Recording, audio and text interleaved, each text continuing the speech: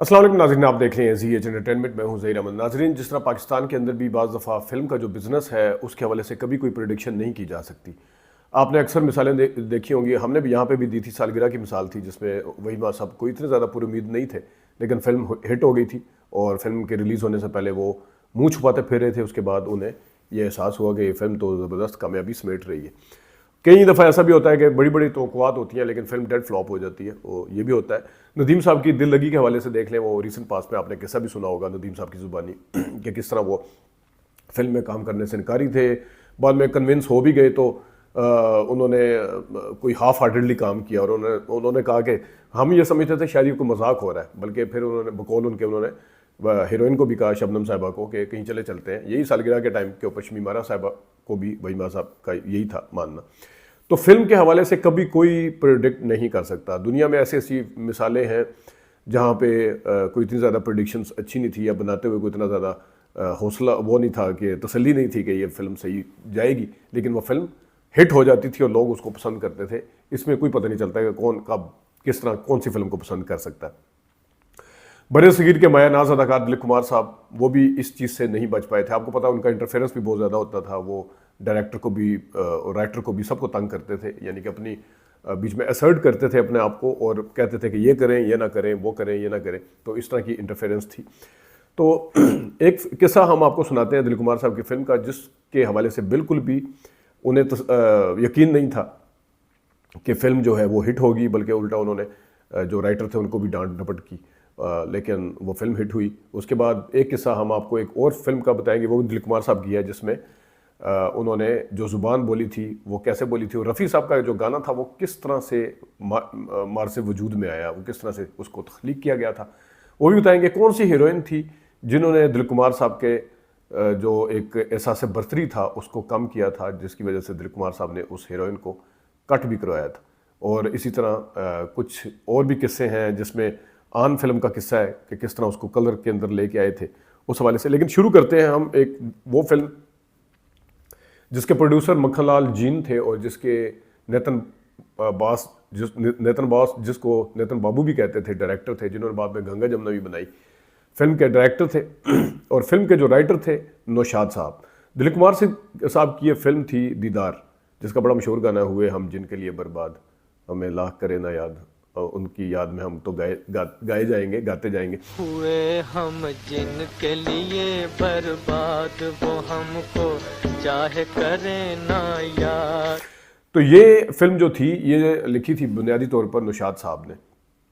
नौशाद साहब ने इसको लिखा और नेतन बाबू जो थे वो इसके डायरेक्टर थे। तो जिस वक्त फिल्म जो है उसकी शूटिंग हुई और अभी फिल्म मुकम्मल नहीं हुई थी, लेकिन उसके उसके रश प्रिंट देखे दिलीप साहब ने, और वो बड़े गुस्से में आए नौशाद साहब के पास। उन्होंने आगे कहा कि देखें, मैंने आप पे बड़ा भरोसा किया, मैंने आप पे बड़ा एतबार किया था, लेकिन मेरे साथ धोखा हो गया। उन्होंने कहा क्या हुआ जी? वो कहा जी रश प्रिंट मैंने देखे बिल्कुल फजूल है, कोई इसका फिल्म का सर है ना पाँव है, ये तो इसके अंदर कुछ भी नहीं निकलेगा। तो नौशाद साहब ने कहा कि देखिए इसका पेच वर्क कभी रहता है, इसको हमने इसकी देखना है, इसके ऊपर अभी काम करना है, आप जब फिल्म मुकम्मल होगी तो फिर देखिएगा। उन्होंने कहा जी कैसे हो सकता है, पेच वर्क के साथ क्या करेंगे, आप मुर्दा घोड़े में कैसे जान डालेंगे। तो ये था। तो फिल्म जो थी, जो नितिन बाबू ये सुना, जो डायरेक्टर थे वो मायूस हुए बड़े, वो भी कलकत्ता जाके बैठ गए। तो नौशाद साहब जो थे वो पीछे उन्होंने असिस्टेंट के साथ मिल के फिल्म का पेच वर्क किया, उसको मुकम्मल किया किसी तरीके से। तो फिल्म जो थी, खैर वो उसके लिए उन्होंने फिर नितिन बाबू को बुलाया कलकत्ता से कि इसका हमने प्रीमियर करना है। और प्रीमियर पे सिर्फ 3 लोग होंगे, एक होंगे मक्खनलाल जीन जो कि फिल्म के प्रोड्यूसर थे, एक होंगे नितिन बाबू, नितिन बास जो कि उसके फिल्म के डायरेक्टर थे, और एक होंगे खुद नौशाद साहब। 3 बंदों ने बैठ के फिल्म का प्रीमियर देखा स्टूडियो के सिनेमा पे। और जब ये फिल्म का प्रीमियर देखा तो मक्खनलाल जीन ने नौशाद को गले लगा लिया। पहले भी नौशाद साहब, जब दिलीप कुमार साहब बिगड़े हुए थे, नौशाद साहब ने उनको मक्खनलाल ने उनको तसल्ली दी कि आप दिल छोटा ना करें, मैं आपके साथ हूँ। तो ये प्रोड्यूसर इस तरह के भी होते हैं, बड़े खुले उसके। तो उन्होंने बिल्कुल वो हीरो के उसमें नहीं आए, प्रेशर में नहीं आए। लेकिन जिस वक्त ये फिल्म मुकम्मल हुई तो ये देखी, इसका प्रीमियर देखा तो उन्होंने गले लगा लिया। अब फिल्म की रिलीज़ का टाइम आ गया। फिल्म जो थी सबसे पहले उस वक्त का दिल्ली और अब का दिल्ली, वहाँ पर रिलीज़ हुई।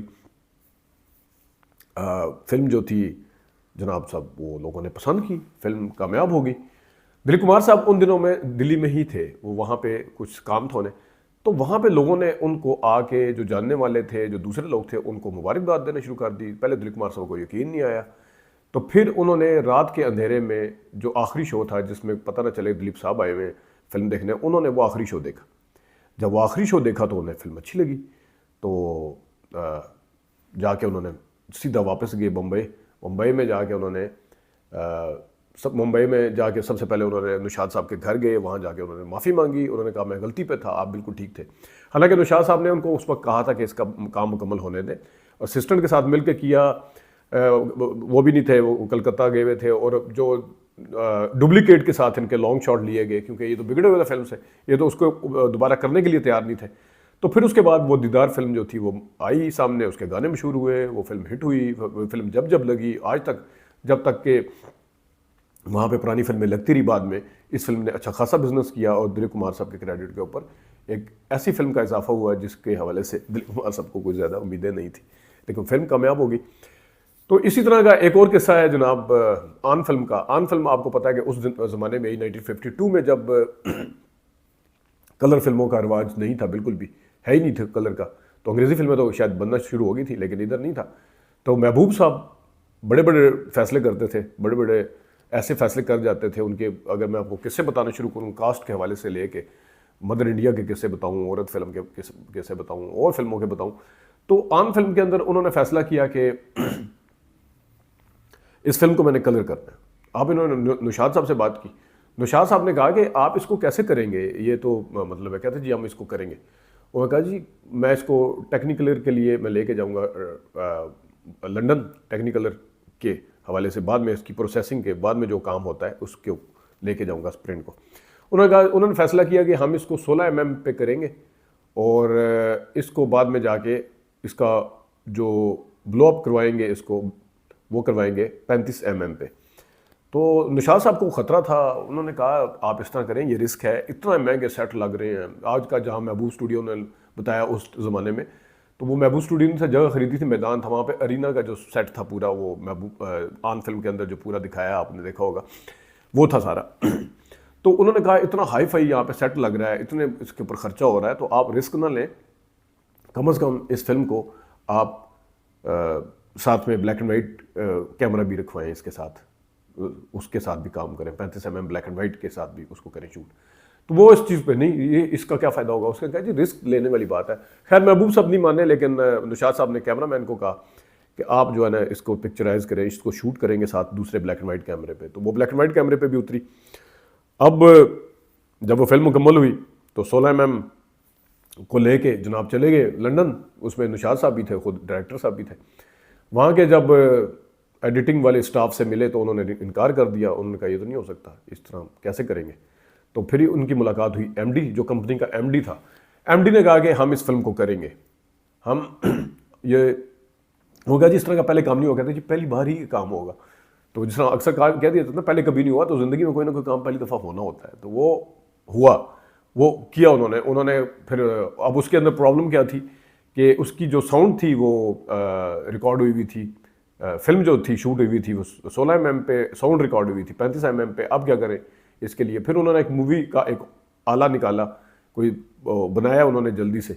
तो ऐसे से लोग भी थे उस ज़माने में, देखें। तो इस तरह से वो दुनिया की वाहिद फिल्म है जिसको 16 mm पे बना के 35 mm पे कलर पे कन्वर्ट किया गया, उस वक्त जब बिल्कुल कोई सोच भी नहीं सकता था। तो ये बड़ी सक्सेस थी। फिर आपको गाने याद होंगे, मान मेरा एहसान, अरे नादान, कि हमने तुमसे किया है प्यार। तो और गाने भी इसके मशहूर थे। फिर नादरा जो थी उसमें, और ये भी बताता चलूँ मैं कि नादरा जो थी उसमें, उससे पहले उसमें नरगिस थी। नरगिस को कुछ गुस्सा आ गया था किसी चीज़ पे या क्या हुआ था, उनकी शूटिंग भी हो चुकी थी। महबूब साहब पे गुस्सा आया, लेकिन महबूब साहब फिर सुनते नहीं थे फिर किसी की। तो महबूब साहब ने उनको कट करके बीच में नादरा को फिर इंट्रोड्यूस करवाया था। नादरा जो थी वो बाहर की थी, यहूदी फैमिली से थी, और उसके अलावा फिर आपको याद होगा जोश फिल्म में भी थी, जो शाहरुख खान की जोश फिल्म में 2002 में नादरा का इंतकाल हुआ। खैर ये था आन का। फिर इस तरह से एक ऐसी फिल्म बनी, तारीखी फिल्म, जो जिसको आज भी लोग याद करते हैं, जिस तरह मुग़ल आज़म है, इसी तरह आन को भी याद किया जाता। एक और जो था वो मैं बल्कि एक और अगली फिल्म पे जाने से पहले एक आपको बड़ी मज़े की बात बताता हूँ, दिलीप कुमार साहब जो थे वो बड़े मायानाज अदाकार थे, ट्रेंड सेटर थे, पायनियर थे, कई मामलात में खूबसूरत थे, सब कुछ था। और उनके अंदर थोड़ा सा फिर वो सेल्फ लाइकिंग भी शायद कहीं ना कहीं थी। वो बाद में उन्होंने उसको बड़ी मेहनत के साथ काबू भी किया था। बाद में सुनील दत्त के अपना गुरु दत्त के हवाले से जब उन्होंने किस्सा सुनाया था तो उन्होंने बताया भी था कि आप ऐसे बाहर नहीं होना चाहिए अपनी औकात से। लेकिन जो मीना कुमारी थी, फुटपाथ उन्होंने की एक साथ, फुटपाथ में दिलीप साहब ने उनको काफ़ी इंप्रेस करने की कोशिश की अपने एहसास बर्तरी के साथ कि मैं बड़ा हूँ, मैं ये हूँ। मीना कुमारी जो थी वो बड़ी ले दे रहती थी, बड़ी, बाद में खैर कमाल और मुरवी और उनकी एक अलग स्टोरी है, लेकिन वो पाकीज़ा वाली, चलते चलते यूँ ही कोई मिल गया था। लेकिन मीना कुमारी जो थी वो बड़े लिए दे रहती थी। वो उन्हें इस चीज़ का मुकम्मल तौर पर एहसास था कि दिलीप साहब जो है ना वो अपने आप को बहुत बड़ा समझते हैं। तो उन्होंने इनको लेवल के ऊपर लेके आई, दिलीप कुमार को लेवल पे अपने वापस। तो वो तिल मिलाते रहे काफ़ी, दिलीप साहब बड़े तपे भी थे। बाद में एक फिल्म से उन्हें कट करवा के, महबूब की एक फिल्म थी, उन्हें फिर उन्होंने किसी और को कास्ट करवाया था बीच में। लेकिन बहरहाल ये एक था कि फुटपाथ फिल्म के दौरान ये सारा कुछ हुआ। और इसके साथ साथ अब मैं आता हूँ उस तरफ जहाँ पे बड़ा दिलचस्प किस्सा है रफ़ी साहब का। नौशाद साहब ने एक फिल्म, वैसे तो होम प्रोडक्शन थी, गंगा जमुना। गंगा जमुना जब फिल्म बनाई तो उसमें नासिर खान भी थे। नासिर खान दिलीप कुमार साहब के भाई थे। वो उन दिनों में उनके बाल कहीं झड़ गए थे तो वो लंदन गए, उन्होंने कोई दवाई ऐसी खाई थी, लेकिन वो फिर उन्होंने विग उस तरह की लगवाई थी सारी। उनकी सारे बाल जो जब दोबारा आए तो वो सब वाइट थे, ये सारे बाल जो, तो वो भी कम आए थे। तो वो उन्होंने थ्रू आउट गंगा जमुना में विग को इस्तेमाल किया था। और गंगा जमुना उनके लिए एक रिवाइवल भी कह सकते थे किसी हद तक, क्योंकि वो बिल्कुल फारिग बैठे हुए थे। तो दिलीप साहब ने जब इस फिल्म के हवाले से बातचीत शुरू की तो उन्होंने कहा जी पूर्वी ज़ुबान में इसको बनाते हैं, पूर्वी भाषा में। नौशाद साहब ने उन्होंने कहा यार पूरी फिल्म को पूर्वी भाषा में हम कैसे बना सकते हैं? ये तो होता है कि कोई काम वाला होता है, फिल्म के अंदर करैक्टर होता है, कोई धोबी होता है, कोई निचले लेवल के करैक्टर होते हैं, वो इस तरह की जुबान बोलते हैं। इसको पूरी फिल्म में तो मजाक बन जाएगा, क्योंकि वो मजाक के तौर पे उस तरह के करैक्टर को लेकर उस तरह की जुबान जो है वो बुलवाई जाती है।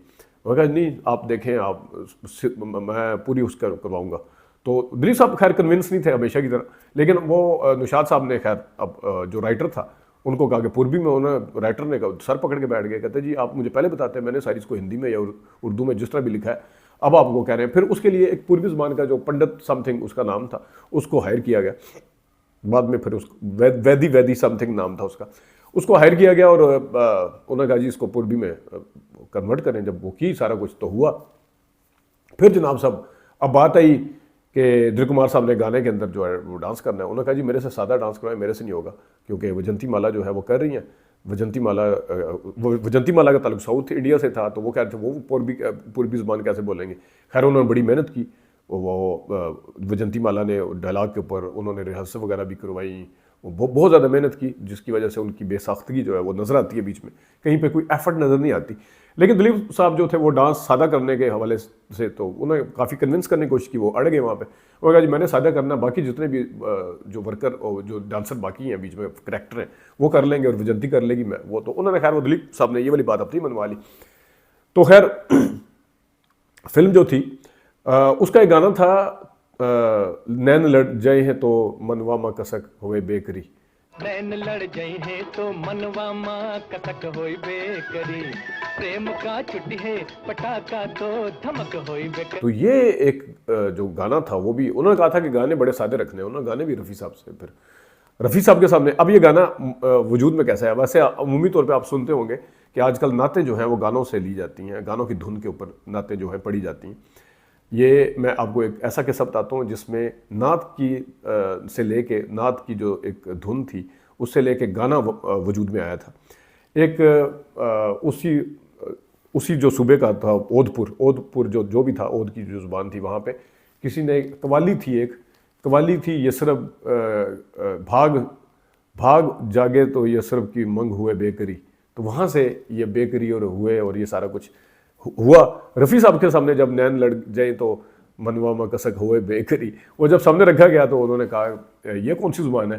तो उन्होंने समझाया कि ये ओध की ज़ुबान है। तो उन्हें समझ कोई नहीं आई। खैर उन्होंने रटा लगाया, लेकिन गाना बड़ा अच्छा गाया उन्होंने और बड़े अच्छे तरीके से गाया। तो उस वक्त नौशाद साहब ने कहा भी था कि मेरे से लिखवा लें, इस फिल्म के बाद ये एक ट्रेंड चल निकलेगा ओधपुरी ज़ुबान का, पूर्वी ज़ुबान का। तो फिर ऐसा ही हुआ। दिलीप कुमार साहब वाकई ट्रेंड सेटर थे, वो जो काम करते थे बाद में उसको सारे नकल करते थे हर जगह, उसको कॉपी किया जाता था। उनका इन्फ्लुएंस भी बहुत ज़्यादा था, उनको लोग सीरियस भी बोल लेते थे, उनको देखते भी थे। वो एक अपने ज़माने के जिस तरह आज शाहरुख खान या सलमान आमिर खान है, इस तरह थे वो अपने ज़माने में। ये तो खैर बाद में आए हैं। तो वो इस तरीके से ये वाला गंगा जमुना का हुआ, और गंगा जमुना फिर वो एक हिट फिल्म साबित हुई। और आप देखें रफ़ी साहब के जो गाने हैं उसमें सारा कुछ है। इस तरह के दिलचस्प किस्से हम और भी लाते रहेंगे। पाकिस्तानी फिल्म इंडस्ट्री के ऊपर तो हम बात करते रहते हैं, तो हम साथ साथ इंडियन इंडस्ट्री के ऊपर भी बात किया करेंगे। जो उनकी अच्छी चीज़ें हैं वो भी हाईलाइट करेंगे, जो नकल है, जो कॉपी है, जो सारा कुछ है, वो भी हम आपको बताते रहेंगे। अपना ख्याल रखिएगा। अभी तक के लिए इतनी इजाज़त दीजिए। अल्लाह हाफ़िज़।